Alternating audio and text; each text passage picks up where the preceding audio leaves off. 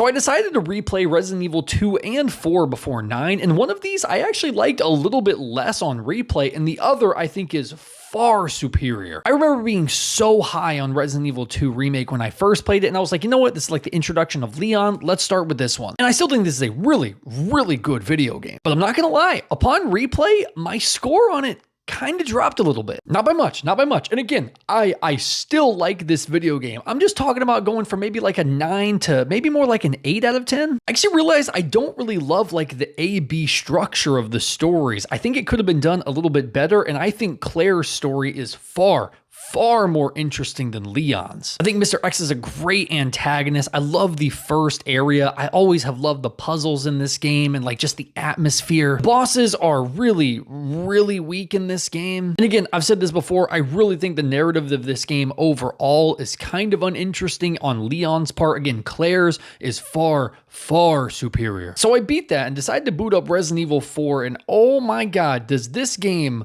mop the floor with Resident Evil 2, respectfully. And the combat is just worlds better in this game. Even just things like being able to vault, to parry, the melee combat's better. Your kick is amazing. Not losing your knife when you're forced to stab somebody with it. I also think the bosses are significantly better in this game. While the story still is overall still not the most interesting to me, and the horror aspects are definitely weaker in Resident Evil 4 than there is 2. So I understand why people do prefer Resident Evil 2, but holy crap, just as an action game, Resident Evil 4 is just absolute top notch.